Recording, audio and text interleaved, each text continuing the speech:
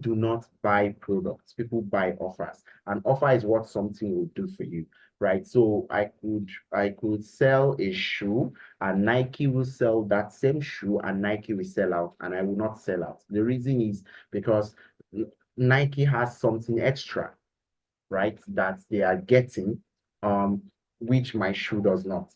One is the uniqueness. Nike has a unique brand, which is revered around the world. The truth is that the shoe I may be selling is probably 10 times better than what Nike is selling. But the reason is Nike has a brand, Nike has that uniqueness, which is a very, very important part of any offer you're giving out. And that's what make Nike sell something. So you have to understand that even if you're selling this, like this wallet, you're not just selling this wallet, you want to sell something.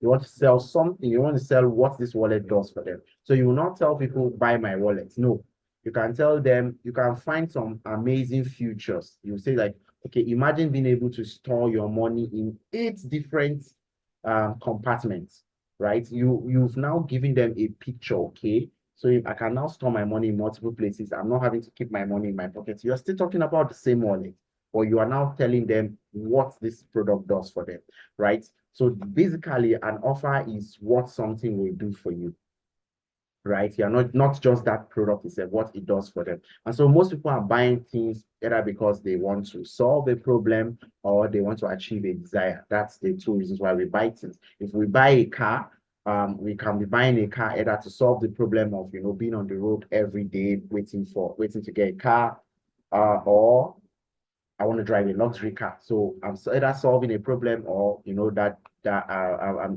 giving into a desire, right? So one way or the other, your product, you have to transform it into an offer that does one of these 2 things. So if you're selling, let's say you're selling ulcer medicine, you want to tell people that you're selling something that solves their pain. You're not just selling an ulcer medicine, you're selling something that solves their pain, that relieves them from that pain. So that is the generality of what an offer is. Now, let's look at the elements of an offer. So I have taught this before, of course, in the class, but I want to, go more in depth into it. Now, your offer must have what is known as a price versus time/effort ratio. So let me explain that. Generally, that means that the price you give to your offer, what you're selling, must balance against the time versus effort. So what do I mean? For example, if I was going to teach you, I'm teaching you Facebook ads here, right? And here, even after I teach you, you still have to go and set up the ads yourself. So what have I done for you here? Even I've given you the knowledge, but you still have to put in some effort, right? I've given you knowledge, but you still have to put in some effort. So I'm just trying to let you know what it means. Another effort will also consume time. So how much time over effort are you putting in relation to the price I'm giving you? So let's look at it this way. If you are putting less time, less effort, my price is supposed to increase. If you are putting much time, more effort, my price is supposed to decrease. For example, it will be very difficult for me to sell this training for you for maybe 100K if after learning on this training, you still have to go and do all the whole work yourself, right? But if I was doing everything for you, I was doing the ads for you, I was setting everything up for you, I would definitely charge you 100K, 200K, 300K, because I've reduced the time. I do everything. The effort you're putting in is almost zero, right? So when making your offer, you must make sure that the price versus the effort and time are aligned, right? They must be aligned. So if you're going to charge so much, it means you're reducing the effort the person has to put, you are reducing the time the person has to put. And if you're going to charge little, it means the person puts more time and puts more effort. That's just what I mean by the price versus time/effort ratio. Now, another thing your offer has to have is urgency and scarcity. Now, I use this a lot. And almost everybody uses it. Let me see if I can get an example. Do I have any example? I'm trying to see if I have anything where I have urgency and scarcity. Let me look at my, let me see if I can find one. Okay. So the thing is, with urgency and scarcity, what you're basically doing is, like I think I showed it yesterday a little bit urgency and scarcity, how you can use it. What you're trying to do is to get people to take action now, because human beings are not just lazy. By nature, we're lazy, and then we also get easily distracted, right? So you want to make sure that you get them to take that offer now, right? So let me see. Okay, good. Let me just show you an example. Let me show you an example. Share screen, new share full screen.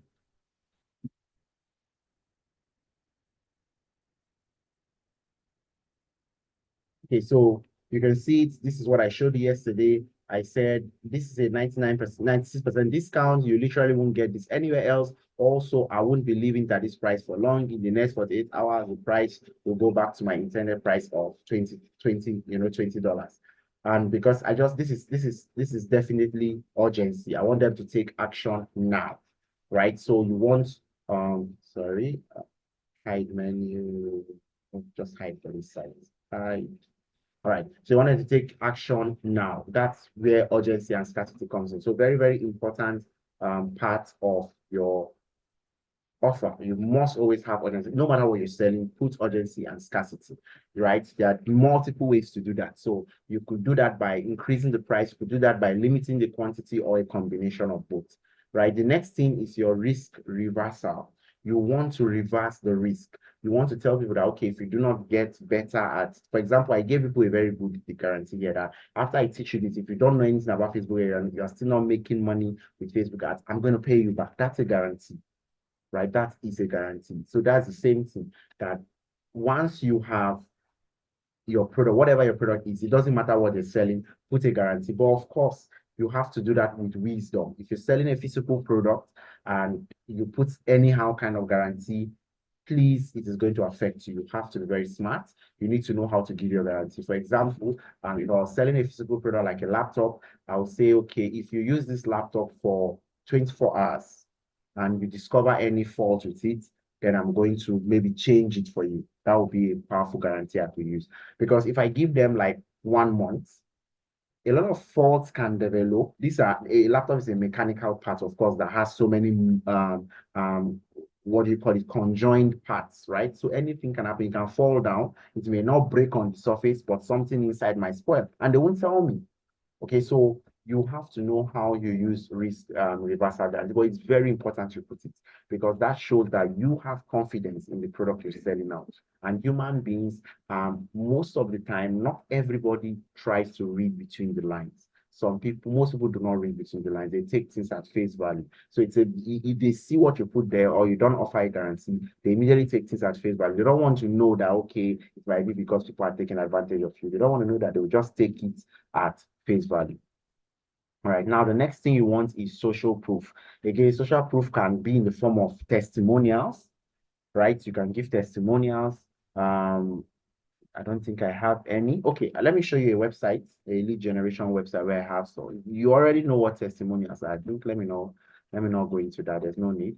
It can be testimonials. It can be reports, right? It can be reports, what people have said before in the past about that thing. It might not even have to be from somewhere from you. For example, if you're selling maybe a laptop, like I said, let's use laptop.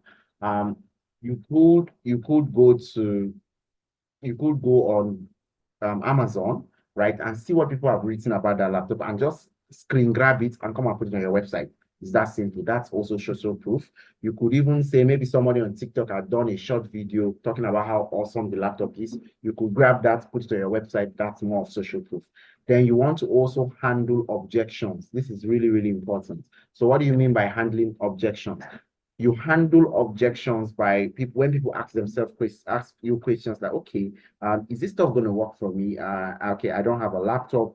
Will this stuff work for me? I don't know how to run Facebook ads. Will this stuff work for me? I have tried multiple uh, types of what do you call it now? Multiple types of treatments. Will this one work for me? You want to handle all those objections, right? So there are multiple ways you can handle your objections. You can do it right at anywhere in your copy, but I like to use it in the FAQ section, frequently asked questions section. That's where I like to handle objections, because most of the time people will go there to see if somebody has asked the questions they have in their mind, right? So you want to handle objections when you're talking about your offer. Then you want another thing you need is you need alternate payment plans. This is very important in Nigeria, right? If you're in Nigeria, you're in Africa, you need alternate payments, but you cannot depend on one payment plan. So put multiple methods in which somebody can pay you, right? I know how many times I've lost people who are supposed to pay me simply because I don't have an alternate payment method. Then the most important part of your offer is uniqueness. Your offer has to be unique. If not, it's not an offer. Because if you can go to anywhere else and buy it, then it's not an offer. Your offer has to be unique, right? Very, very important. Like I mentioned about the difference between Nike and what do you call it now? The difference between Nike and other and a normal shoe I might be holding will come from the offer, the fact that Nike is unique, right? It will come from the fact that Nike is. Yeah. Of course, you can use it. Of course, you can. It works for real estate. It works everywhere, right? So it can come from the fact that Nike is unique. And then the last thing you want to do is your bonuses, right? You always want to have bonuses. So let me use that real estate example. Let me see. Good, like installment plans. Very, very true. I just showed you one now. It's 1K per day. That's an installment plan. But let me see if we can find the bonuses. Some of the bonuses this company used. Look at them here. Some of the bonuses this company used. Let's go back.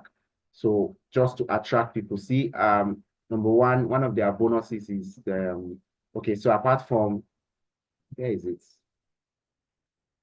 Okay, this particular one they don't use. Where is the one I used the bonuses? There was one where we had bonuses, where they were giving a free gazette. Like I don't know what gazette is. I don't know if it's fencing or whatever, but I know that they were giving that free. If you pay for the land, you get that free. Then this same company, the one I told you about, the person who left, they also had free awards night. It's also a bonus just to get people to take them more seriously, right? So you can add bonuses, right? There are multiple bonuses. Look at the one I did. Let me go back. Where is it? You can see the bonuses I added here as well. I gave bonuses, right?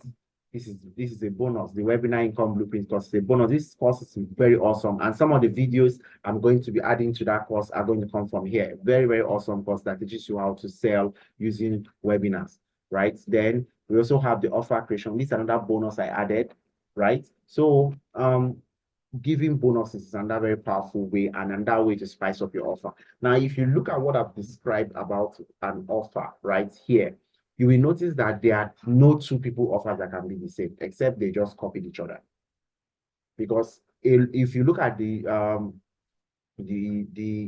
social, sorry, the alternate, sorry, the uniqueness and then the bonuses, you automatically know that no two offers can be the same. And this is what makes an offer unique, right? No two offers can be the same. We might all be selling bread, but the way I decide to package mine is what will make my offer different from the other person. I think there was a time I don't know if they still do that, but there was a time I saw a specific product. It was bread plus, was it bread? I can't remember, but they packaged all those things into one. If you buy it, you get the bread, I can't remember how they joined everything. That was a very awesome offer, right? Because that means I can just buy all this thing at once instead of saving myself the stress of buying bread, buying sugar, buying milk, you understand? So an offer basically is how you package that thing to solve a problem. So lastly, now let's talk about how you can create an offer that is too good to be true. So I'm going to pick one example product and just talk about it. Because like I said, each offer is unique. You just have to apply the elements to get what you need. So I can't cover it in everywhere. Now, the first thing you want to think about when you're creating your offer is when you have a product. Let me look for a product that I can use. Okay, this is my mouse, right? This is my mouse, and I have a product, this mouse. So I'm selling this mouse. This is a product. And I have to look at the person who is using this mouse. What other problems are accompanied? What other problems come with using this mouse? right? Okay, so somebody using this mouse needs batteries because this is a battery powered mouse. The person needs batteries. Then if the person moves up and down probably and this mouse is going to spoil if it falls, it might need a covering, right, for you to carry it. So those are the ways you think, right, that helps you create that offer. Now imagine I am now selling this mouse and I'm saying, okay, you're going to get batteries that will last you 1 month. You're going to also get a covering, a fancy covering that you could use for it. I think I had some movement. So you're going to get a fancy covering that you could use for it that will help it probably, how do I say this now? That will help it last way longer. That's if I join all those things together, I have created an offer, right? If I'm selling only this, it's just a product. But if I join all those things together, I've created an offer. Let's look at ulcer now. Let me say I'm selling an ulcer medicine, right? I can now say, okay, what else can I add? What else can I add? That's how you create an offer. Simply ask you, what else can you add that reduces the time, effort, or whatever it is of that person? Because the more you can add and reduce that time and effort, time over effort ratio, so that the higher you can charge. So let's say I'm selling this ulcer medicine. I can now think, okay, how about I write an ebook that lists maybe 20 to 30 foods, right? That 20 to 30 foods that they should not be consuming, right? 20 to 30 foods that they should not be consuming, right? I can add that. So I can write that book and add it. Okay, if you buy this ulcer medicine, you also get this ebook that gives you 20 to 30 foods that you should not be consuming. And then I add that. I can now think, okay, what else? These people that have ulcer, what else? What else? What else? I can now say, okay, um, maybe I can add 20, maybe an ebook on how to heal ulcer naturally, right? I don't know much about ulcer, so I'm just giving you different options. Now, by adding all these small, small bits and pieces, where I would have sold that product for maybe 1,000 naira, because I've added all these extra, I can sell that product for 5,000 naira. The product becomes a lot more valuable. So I was just saying about the real estate company that added a free gazette. Like people love free things. The moment you hear, oh, you're going to get so and so free, the human mind loves free things. Automatically, that person tries to gravitate towards you. For example, some of the things I gave you in this particular training, I said, okay, you're going to get 6 months free mentorship. You're going to get my AI income blueprint free. Those things, whether subconsciously or not, they affected your decision to be here today. That's how powerful offers is. But if I just said I was going to teach you Facebook ads, come and pay 10,500 to join, would have been very, very, it might be a harder choice for you. All right. So that's how offers work. So I believe we do understand that about offers. Let us jump into the next thing, the next video where we're going to talk about how to create ad creatives using Canva.